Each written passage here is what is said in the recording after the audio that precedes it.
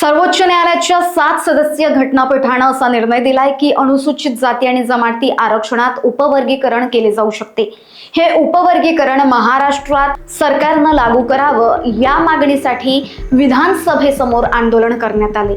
1 August 2024 रोजी supreme कोर्टाने असं सांगितलं की राज्यांमध्ये 59 जातींमध्ये जे वर्गीकरण केलं पाहिजे, खऱ्या अर्थानं वंचित घटक अजूनही वंचित आहेत। काही स्तरापर्यंत हे आरक्षण पोहोचलेले, सर्व स्तरांपर्यंत पोहोचण्यासाठी राज्यांनी तेथे निर्णय घेऊन ते वर्गीकरण जाहीर करावं।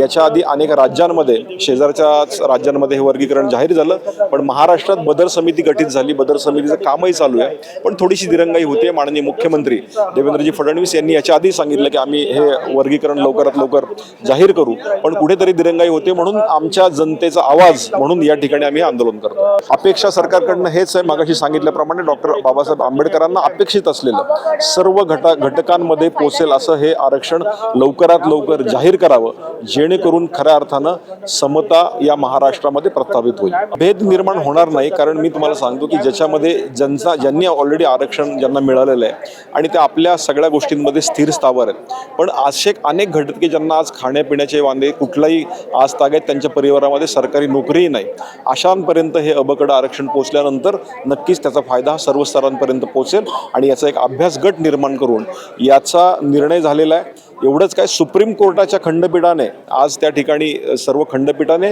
त्यांनी सांगितलं की हे अबकड वर्गीकरण महत्त्वाचं आहे आणि याच्यामध्ये आपल्या महाराष्ट्रातलेही आत्ताच जे सर्वोच्च न्यायाधीश जे रिटायर्ड झाले तेही त्या गवई साहेबही त्या याच्यामध्ये होते। लोकवाहिनी मीडिया करिता अविनाश तोतडे, नागपूर।